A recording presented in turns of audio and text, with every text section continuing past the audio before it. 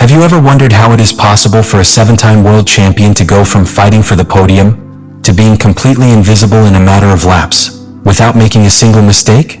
Because what Ferrari has just revealed about Lewis Hamilton's car is not a simple performance problem. It is something much more serious, something that could explain why his SF26 loses power right at the most critical moment, leaving him completely defenseless on the straight, while his own teammate does not suffer the same.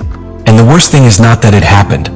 The really disturbing thing is that this failure has a name, it has a technical explanation, and it could be repeated at any time. The story really begins at the moment when everything seemed under control. Because Lewis Hamilton was not having a bad race in Japan, on the contrary, he was exactly where Ferrari needed him to be.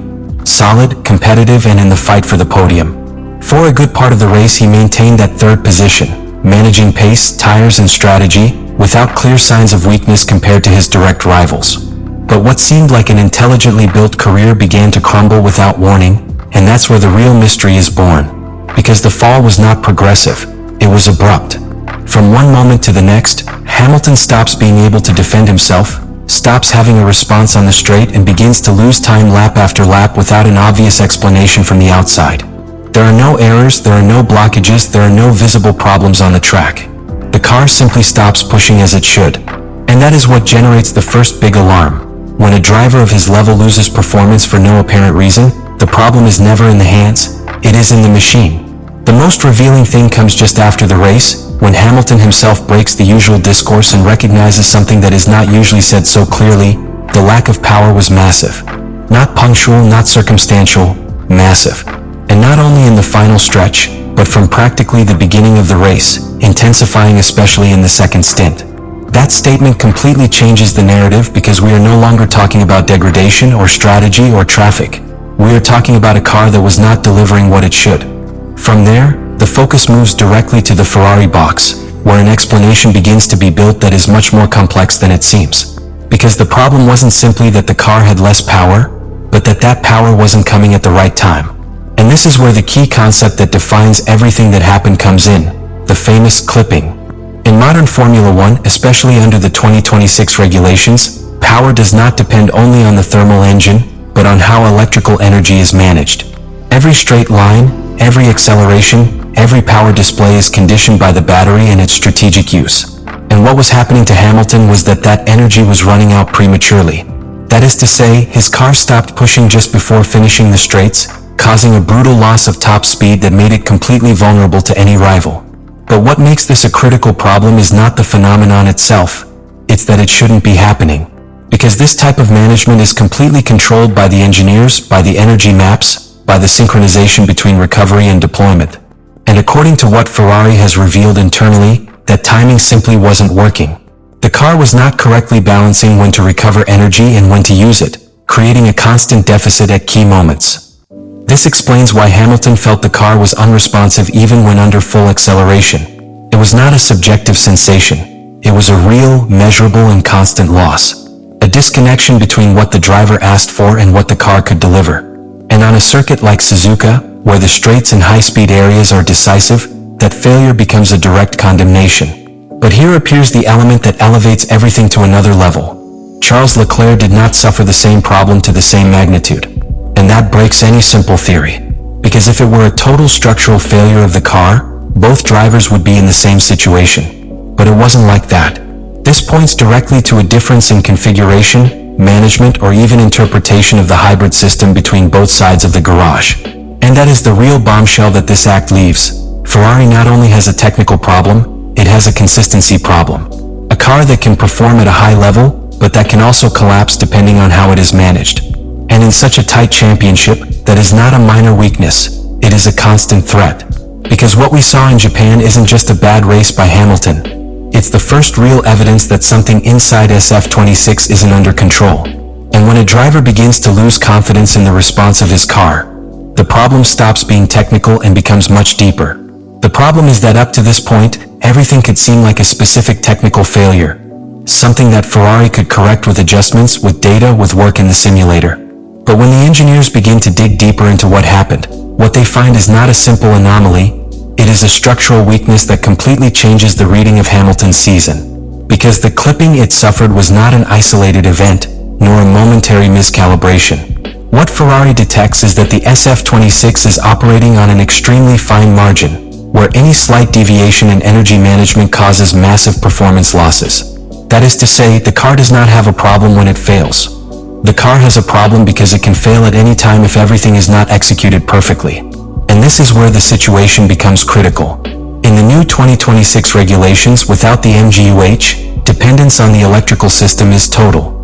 There is no longer a constant backup of energy like in previous years. Now it all depends on how you recover and how you deploy each unit of energy in each lap. That means that any error in that synchronization not only causes you to lose performance, it leaves you completely exposed. What Ferrari engineers are beginning to see in Hamilton's data is that the car was not following the planned energy map. The energy was being consumed ahead of schedule, forcing the system to cut off the deployment in the middle of the line. And that not only affects the top speed, but also breaks the entire balance of the lap. You arrive slower when braking, compromise the corner entry, and lose traction at the exit. It's a domino effect that destroys the overall performance of the car. But there is an even more delicate point, and that is that this type of problem is not always immediately visible. It can be present without fully exploiting, it can manifest partially, it can even go unnoticed in certain circuits. That means that Ferrari could have been living with this weakness without fully detecting it until at Suzuka, an extremely energy-demanding circuit, the problem became brutally evident. And that changes absolutely everything, because it stops being a specific incident and becomes a latent threat. A kind of hidden fault that can appear in any race depending on the route, the temperature, the strategy, or even the driver's driving style. This is where the most uncomfortable factor for Ferrari comes in, the difference between Hamilton and Leclerc. Because while one suffers a massive loss of power, the other manages to maintain competitive performance. And that forces the team to ask themselves a very dangerous question. Is the problem in the car, or in how it is being used? It is not about singling out the pilot, but about understanding that in this new hybrid era, the interaction between pilot and energy system is much more complex. The way you manage the accelerator, braking, energy recovery, everything influences. And if the car is already at the limit, any difference in styling can amplify the problem. This puts Hamilton in an extremely delicate situation. Because not only do you have to adapt to a new car, a new team, a different philosophy, but you are also dealing with a tool that does not always respond in a predictable way. And in Formula One, when you lose confidence in the car's response, you lose much more than lap time. You lose the ability to attack, defend, and make decisions at the limit. Ferrari, meanwhile, faces a huge dilemma. Because solving this problem is not simply adjusting a parameter. It involves fully understanding how they are managing energy, reviewing maps, simulations, configurations, and possibly rethinking part of the car's operating concept. And the most disturbing thing of all is that this happens at an early stage of the season, when every point is crucial and when the rivals are not going to wait. Because while Ferrari tries to understand what is happening, the rest is already optimizing. What seemed like a simple loss of power in Japan is beginning to emerge as one of the most dangerous technical problems on the entire grid. And the big question is no longer what happened, but how many more times it can happen again. And this is where everything explodes, because what seemed like a complex technical problem turns into something much more serious, a direct threat to Ferrari's project with Hamilton. Because after analyzing the data, after understanding the clipping, after confirming that the energy was not being managed correctly, Ferrari faces an uncomfortable reality. They do not have an immediate solution. There is no simple adjustment, no quick patch that will ensure this doesn't happen again in the next race. And that, in the middle of the fight for the championship, is devastating. The SF26 has shown that it can be fast, but it has also shown that it can collapse. And that kind of behavior is the worst possible scenario in Formula One, because you're not fighting your rivals, you're fighting your own car. And when that happens, everything changes. The strategy loses meaning, the driving becomes conditioned, and the margin of error completely disappears.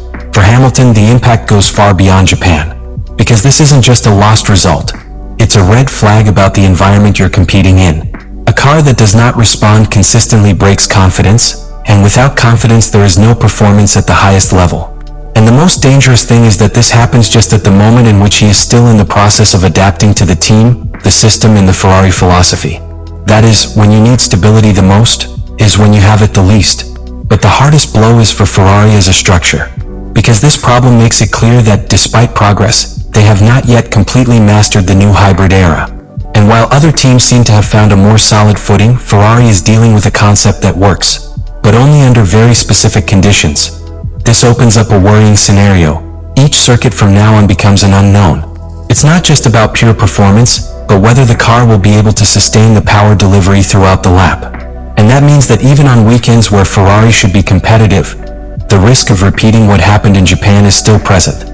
Furthermore, there is an internal factor that cannot be ignored. The difference between Hamilton and Leclerc not only generates technical doubts, it generates pressure. Because if one side of the garage manages to extract performance and the other does not, comparisons, questions, and tensions inevitably begin. And Ferrari is not a team that has historically managed these types of situations well when there is technical uncertainty involved. What the engineers have revealed is not just a bug, it is a crack in the project. A crack that, if not corrected quickly, can grow race after race until compromising the entire season. And this is where it all connects to the big question this case leaves. Are we simply seeing a development problem, or the first sign that Ferrari is not prepared to dominate this new era? Because if Japan was not an exception but a warning, then what is truly shocking is not what has already happened, but what is still to come. Let me know in the comments what you think about all this.